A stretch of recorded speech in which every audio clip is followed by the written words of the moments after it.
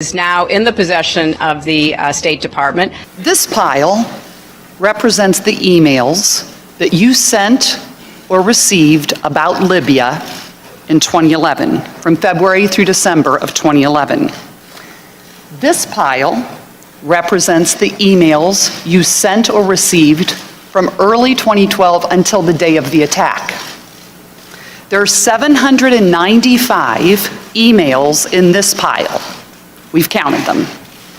There are 67 emails in this pile in 2012. And I'm troubled by what I see here. I can only conclude by your own records that there was a lack of interest in Libya in 2012.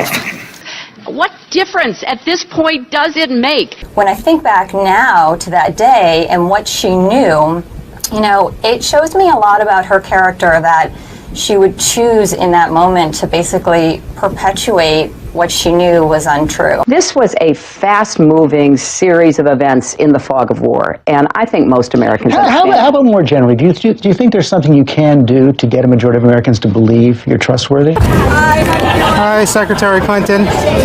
Would you sign this for me? Sure. What's your name? If you can make it out to Christopher Stevens. I think you knew him. Yeah, I'm not going to make it out to Chris Stevens.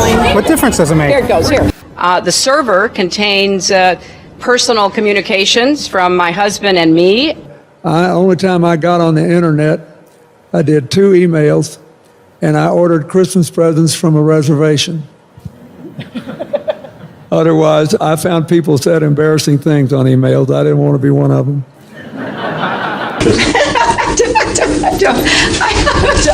I mean, and how many angels dance on the head of a pin? I have really nothing to.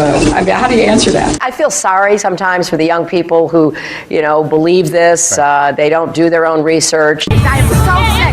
I am so sick of the Sanders campaign lying about me. I'm sick of it. Do you think New York State should recognize gay marriage? No. No. Okay. I believe that marriage is between a man and a woman. I do not support gay marriage. It really is great how long you've supported gay marriage. Yes. I could have supported it sooner. Well, you did it pretty soon. Could have been sooner. Fair point.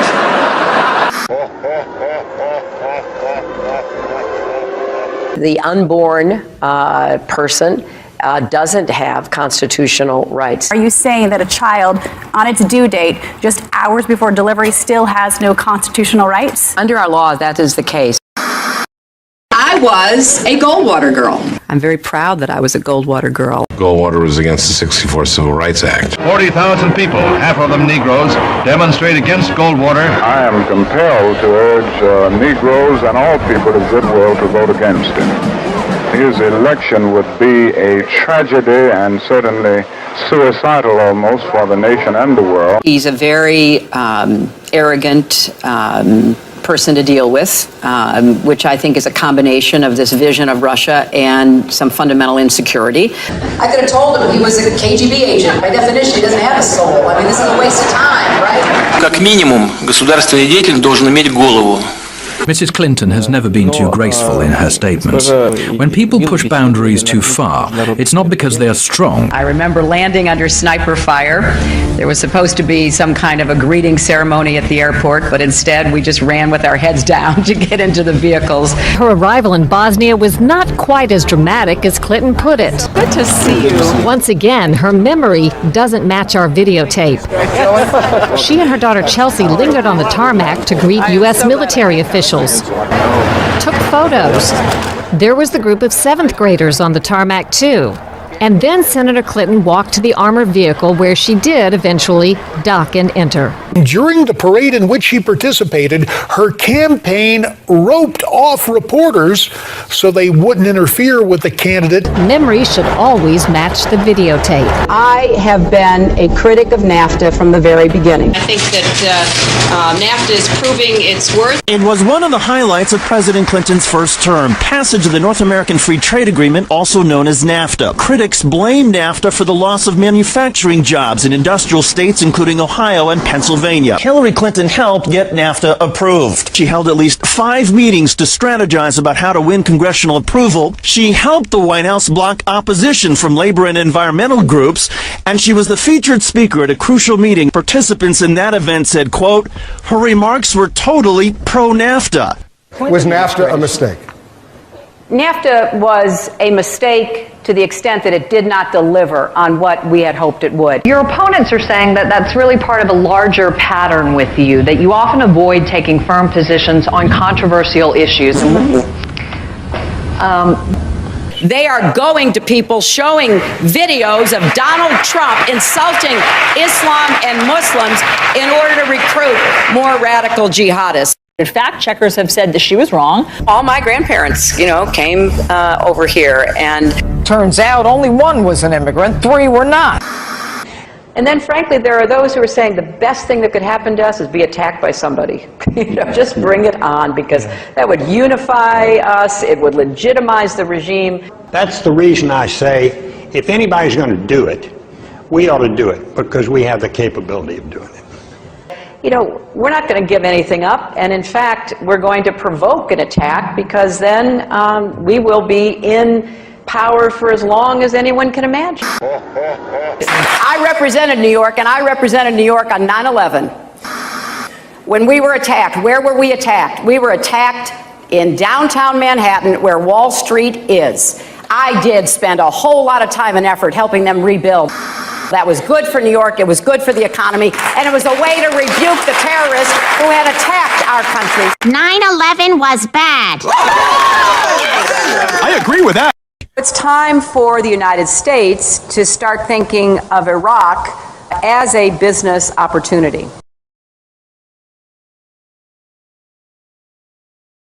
Hi, Secretary Clinton, will you release a transcript of your paid speeches to Goldman Sachs?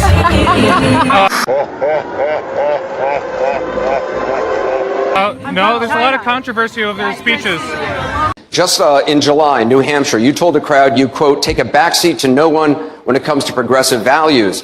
I take a backseat to no one when you look at my record and standing up and fighting for progressive values. Last month in Ohio, you said you plead guilty to, quote, being kind of moderate and center. Do you change your political identity based on who you're talking to? No, I think that like most people that I know, I have a range of views, but they are rooted in my values and my experience. I get accused of being kind of moderate and center. I plead guilty. Just for the record, are you a progressive or are you a moderate? I'm a progressive. I represented Wall Street as a senator from New York, and I went to Wall Street in December of 2007, before the big crash that we had, and I basically said, cut it out. Quit foreclosing on homes. Quit engaging in these kinds of speculative behaviors. Now, who's exactly to blame for the housing crisis? And I think there's plenty of blame to go around. Home buyers who paid extra fees to avoid documenting their income should have known they were getting in over their heads. Are you a progressive or are you a moderate? I'm a progressive. Of course we have to deal with the problem that the banks are still too big to fail. We can never let the American taxpayer and middle-class families ever have to bail out the kind of speculative behavior that we saw. But we also have to worry about some of the other players. AIG, a big insurance company, Lehman Brothers, an investment bank. There's this whole area called shadow banking. That's where the experts tell me the next potential problem could come from. You were against same-sex marriage, now you're for it. You defended President Obama's immigration policies, now you say they're too harsh. You supported his trade deal dozens of times. You even called it the gold standard. Now, suddenly last week, you're against it. Will you say anything to get elected? Well, actually, I have been very consistent over the course of my entire life. Time and time again, you hear one thing in speeches, and then you see a campaign that has the worst kind of tactics, reminiscent of the same sort of Republican attacks on Democrats. Well, I am here to say that it is not only wrong, but it is undermining core democratic principles. Since when do Democrats attack one another on universal health care? I've looked at the legislation. that Senator Sanders has proposed. And basically, he does eliminate the Affordable Care Act, eliminates private insurance, eliminates Medicare, eliminates Medicaid, TRICARE, Children's Health Insurance Program. This is what drives people crazy. It drives them crazy. You know, why not just come out and lay it out? This is what makes people distrust not just these politicians, but Washington, but the administration, but anybody who even raises their hand and testifies under oath, believing you're not being straight with me. In conclusion, Congress is supposed to provide oversight. The voters are supposed to provide oversight. And you are supposed to provide oversight. That's why you have special liberties, and that's why you have special protections. I am not surprised that the President of the United States called this a phony scandal. I'm not surprised that Secretary Clinton asked, what difference does it make? I'm not even surprised that Jay Carney said Benghazi happened a long time ago. The Clintons fired the White House Travel Office employees, allowing their wealthy Hollywood friends to take over the lucrative travel business. This led to investigations by the FBI, DOJ, GAO, Oversight Committee, and the Whitewater Independent Counsel. The Clintons claimed the firings were due to financial misdeeds, but the employees were cleared on all counts. Hillary Clinton allegedly played a central role in the firings, yet in her sworn testimony, she claimed she was not involved.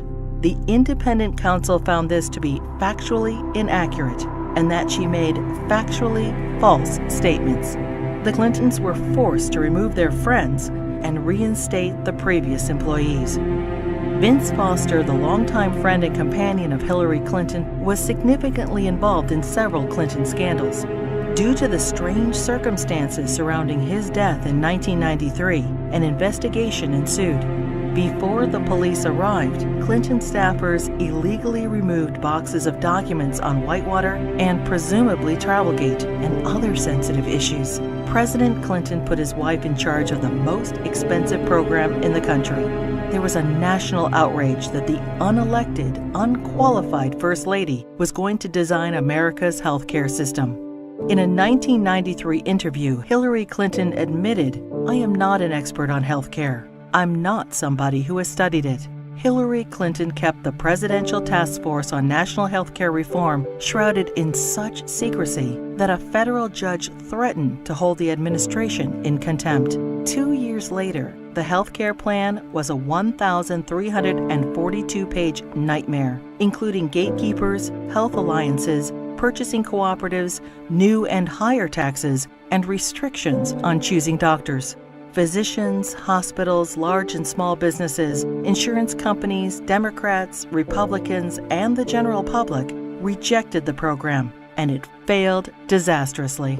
The General Accounting Office put a price tag of $32 million on Hillary Clinton's healthcare fiasco. For dishonesty, Hillary Clinton and others were fined $450,000. Court costs to taxpayers were $725,000. In 1996, with Hillary Care fresh in their minds, Americans voted both the Senate and the House into Republican hands for the first time in over 4 decades.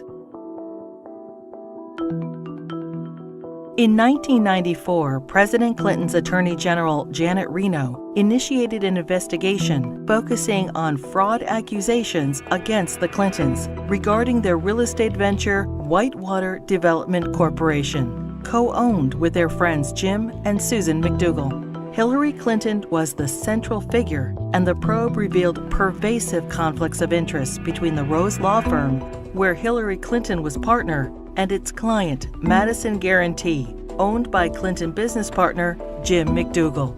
Hillary Clinton claimed billing records subpoenaed and critical to the investigation were lost. It is presumed they were stolen from Vince Foster's office the night he died. 19 months later, following the Clintons' acquittal, many of the missing records reappeared in the Clintons' residence.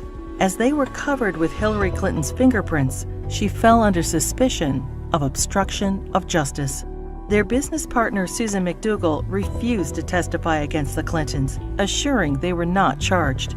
Susan McDougal went to prison for her silence, but was pardoned by President Clinton.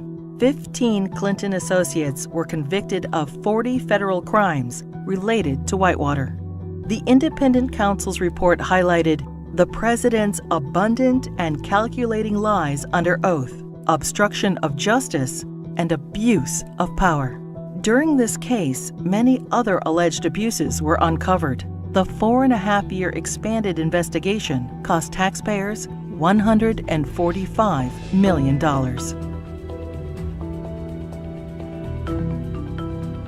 Hillary Clinton's trades in cattle futures raised suspicions of improprieties as her very first trade of $5,000 quickly turned into over $490,000. She refused to release her tax returns for the years in question. Hillary Clinton insisted that she made all the investment decisions herself. The investigation proved her trades were actually placed by her friend James Blair through the brokerage firm Refco. James Blair was outside counsel for Tyson Foods, the largest employer in Arkansas, which is state regulated. The perception was Mrs. Clinton received preferential treatment and incredible financial returns as a way to garner favor with her husband, then governor of Arkansas. Refco was investigated and paid the largest fines in the history of the exchange.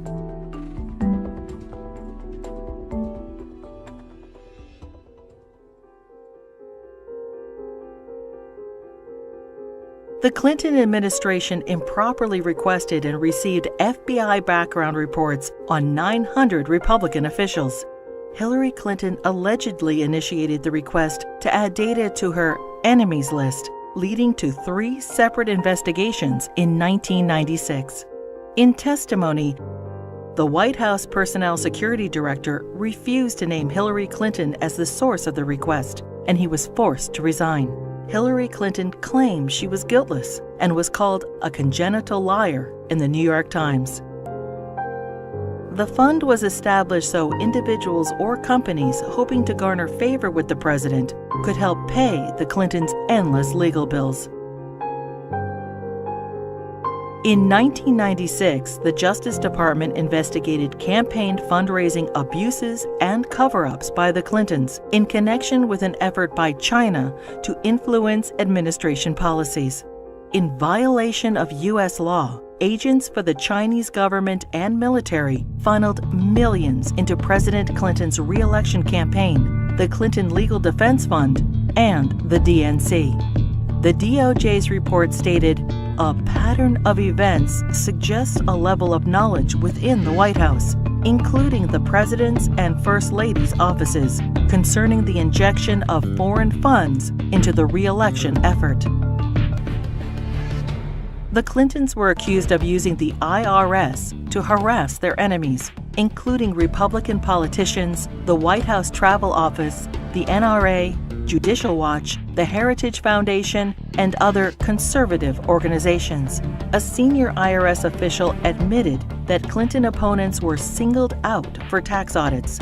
Also audited were Bill Clinton's female accusers, including Jennifer Flowers, Paula Jones, Juanita Broaddrick, and Elizabeth Ward Grayson.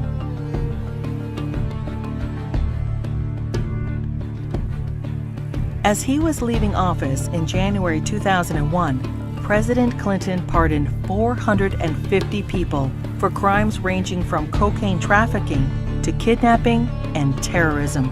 Several pardons personally benefited Hillary Clinton and were investigated for direct ties to her New York Senate bid. Mark Rich, a billionaire fugitive, owed the government over $160 million and was charged with tax evasion, wire fraud, racketeering, and trading with Iran. Rich's ex-wife, Denise Rich, a close friend of the Clintons, donated over $600,000 to the Clinton Presidential Library just prior to the pardon. Mrs. Rich also gave $14,000 to the Clinton Legal Defense Fund and $135,000 to Hillary Clinton's Senate campaign. The new Square Four were elders of a Republican voting Hasidic community convicted of defrauding the government of millions of dollars. Candidate Clinton met with their Grand Rabbi. Hillary Clinton received their votes, and the new Square Four received their pardons.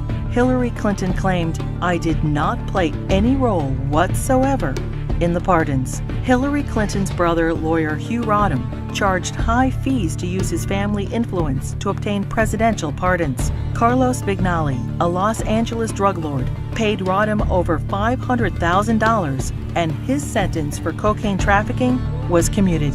Almond Braswell, a scam artist, paid Rodham over $250,000 and was pardoned for defrauding senior citizens of millions of dollars. Fighting for Puerto Rican independence, the FALN exploded 138 bombs in New York City, Chicago, and Puerto Rico. During a 10-year reign of terror, 13 innocent people were killed and over 80 were maimed. New York City Councilman Jose Rivera met with Hillary Clinton proposing pardons for FALN members in return for Puerto Rican support in her Senate race. 2 days later, President Clinton pardoned 16 FALN terrorists. These pardons were condemned by Democrats and Republicans, the House and Senate, the FBI, the U.S. Attorney, the Federal Bureau of Prisons, and the Fraternal Order of Police. Another probe into Clinton wrongdoing ensued. When Congress requested additional information, President Clinton claimed executive privilege, preventing anyone involved with the pardons from testifying. Hillary Clinton claimed no involvement in or prior knowledge of the decision. Former Democratic President Jimmy Carter called these shameless pardons disgraceful. The largest political fundraiser in U.S. history became the largest election fraud in history. In the year 2000, the fundraiser for Hillary Clinton's New York Senate race was attended by 1,300 people, including the Hollywood elite and the Democratic leadership. In violation of federal election statutes, an individual, Peter Paul, financed the entire event. Peter Paul was also a convicted cocaine trafficker. In violation, Hillary Clinton was involved with the solicitation of funds and the coordination of the gala. In violation, Hillary Clinton requested in writing an additional $150,000 from Peter Paul in untraceable securities. The Clinton campaign's filings with the Federal Elections Committee stated the event only cost $500,000. The actual price tag was $1.5 million. Senator Clinton was fined over $50,000 for purposely underreporting the cost of the event. In another campaign finance fraud, Hillary Clinton ignored FBI warnings and accepted over $900,000 from scam artist and felon Norman Sue. Hillary Clinton's Senate tenure was undistinguished. In 7 years, she introduced only 3 minor bills which became law, including the naming of a post office. She helped secure millions in federal assistance for a New York developer. Ethics questions arose when the businessman donated over $120,000 to the Clinton Foundation. Senator Clinton did not support English as the official language of the United States government, and she enthusiastically voted for the Iraq War resolution. Hillary Clinton ignored Senate rules and reporting requirements for the hiring of staff and non-paid fellows, breaking the Senate Code of Official Conduct and hiding multiple conflicts of interest. She was investigated by the Senate Select Committee on Ethics.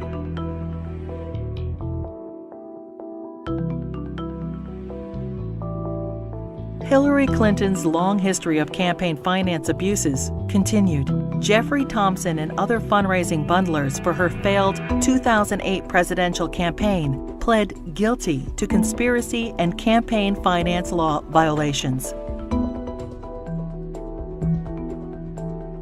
In the primaries, Democrats nominated the little-known junior Senator Obama over the well-known, scandal-ridden Hillary Clinton.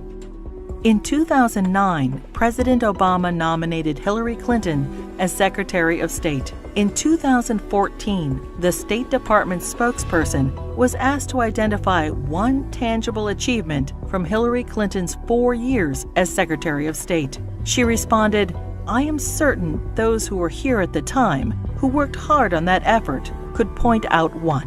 Secretary Clinton's tenure had no signature doctrine or diplomatic breakthrough. It was, however, 4 more years of scandals. The Clinton State Department wasted $80 million on a U.S. consulate in northern Afghanistan, which will never be completed. Under Clinton's name, the Foreign Service gathered details on foreign diplomats, our allies and officials of the UN, including internet usernames, email addresses, credit card numbers, fingerprints, frequent flyer account numbers, and work schedules. The Clinton State Department lost approximately $6 billion due to improper filing of contracts. The FBI, CIA, and the DOJ requested that Boko Haram be designated as a terrorist group so the agencies could pursue them. Secretary Clinton declined, and the group continued its reign of terror, including the kidnapping of 300 schoolgirls in Nigeria. A special investigator for the State Department claims probes into illegal acts by the Diplomatic Security Service and ambassadors were influenced, manipulated, or simply called off under Hillary Clinton. These include sexual assaults by State Department security officials in Beirut, endemic engagement of prostitutes by Hillary Clinton's security detail, drug use by State Department contractors in Baghdad, solicitation of child male prostitutes by U.S. ambassador to Belgium. Secretary Clinton's spokesperson claimed Hillary Clinton had no knowledge of any of the scandals in her State Department. We learned of it from the media and don't know anything beyond what's been reported.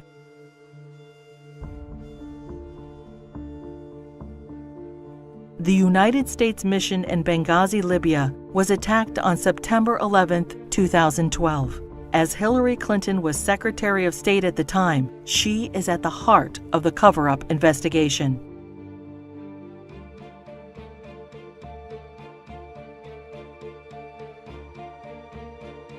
When she finally testified to Congress 4 months after the attack, she famously stated, "The fact is we had 4 dead Americans. Was it because of a protest? Or was it because guys out for a walk one night who decided they'd go kill some Americans? What difference at this point does it make?" Hillary Clinton testified that she submitted all documents requested by Congress. 20 months later, and only through a Freedom of Information Act request, 41 new documents were released, including changes to Ambassador Susan Rice's talking points. More documents are still being withheld.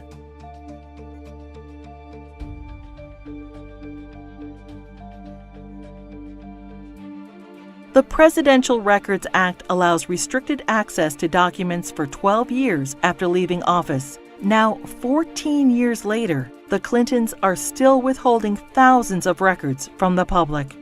Over 300 Freedom of Information Act requests have been ignored, suggesting more damaging revelations about the Clintons.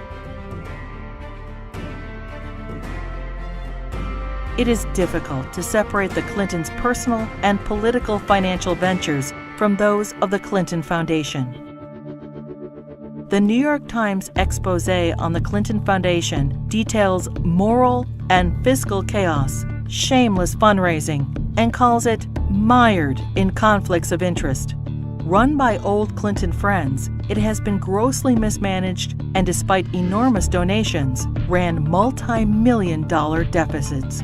Already rife with conflicts of interest, the foundation's offices are now shared by the Hillary Clinton presidential campaign. Americans can give $2,300 to presidential candidates, but there are no limits on donations to foundations. Hillary Clinton cannot legally accept campaign donations from foreigners, but no restrictions apply to foundations. Secretary of State Clinton traveled to Moscow and pressed the Russian government to purchase planes from Boeing. 2 months later, contract in hand, Boeing donated $900,000 to the Clinton Foundation.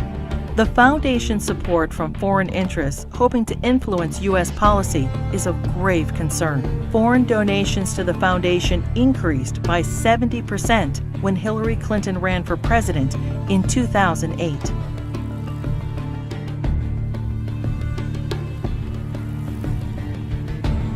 Saudi Arabia has financed terrorists, has an abysmal women's rights record, and punishes homosexuality by death. And yet, the Kingdom of Saudi Arabia is one of the largest supporters of the Clinton Foundation. In a Clinton co-presidency, every large donation could raise suspicions of improprieties or influence peddling and lead to non-stop investigations. The great story here, for anybody willing to find it and write about it and explain it, is this vast right-wing conspiracy. It's no secret that we're going up against some pretty powerful forces that will do and spend whatever it takes to advance a very different vision for America.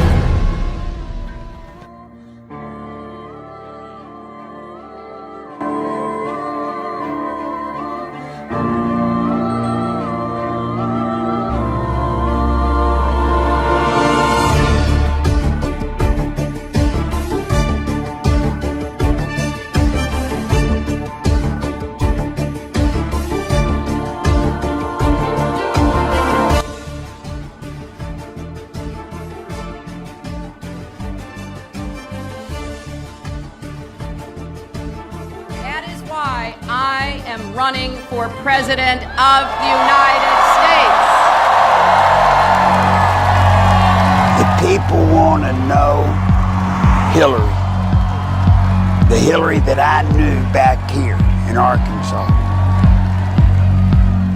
When she was in the Benghazi hearings, when she said, "What difference does it make? They're dead." What difference at this point does it make? That's the Hillary I know. We came, we saw, he died. Hi, Secretary Clinton. Would you sign this for me? Sure, what's your name? If you can make it out to Christopher Stevens. I think you knew him. Yeah, I'm not going to make it out to Chris Stevens. What difference does it make? Here it goes, here. Yep. Senator Clinton has extraordinary ability to obfuscate, refuse to answer questions, avoid confrontations, and up until now has been given a pass on it. A story in the New York Times talking about why Senator Clinton voted this way, because I think some people were surprised by it. And her advisor said that she voted yes because she was moving from primary mode to general election mode. Primary mode versus general election mode? How about tell the truth mode? How about we say the same thing in the primary that we say in the general election? We know that Hillary's an insecure person. Secure people don't lie. They don't lie inveterately the way she does. Hillary Clinton points to her time in the White House as a large part of her qualification for the job as president. But most of the news media has conveniently forgotten that her time as First Lady was mired in controversy. The core of the controversy is how truthful Mrs. Clinton has been in answering questions, sometimes under oath, about Whitewater and other matters. She was the First Lady to come under criminal investigation. In both Little Rock and Washington, D.C., she was plagued by numerous scandals. I finally parted company with Hillary Clinton when I saw how she was using private detectives to investigate the women who were linked to her husband. Not to change him, not to reform him, not to make him a better person, but to cow the women into silence so that he could get elected president. I do not want that woman controlling the IRS or the DEA or the NSA or the FBI or the CIA. Not in a democracy, I don't. One thing about Hillary, Bill was just a good timing guy. But Hillary, she's an animal. Hillary is the one that I promise you, she pulls the strings. She pulled them in Arkansas. She pulled them in the White House when she was there as the First Lady. And my God, if she gets to be president. Take a deep breath and relax and just, sit back, because here they come again. We're going to have to just ride through this as we have so many of these other false accusations.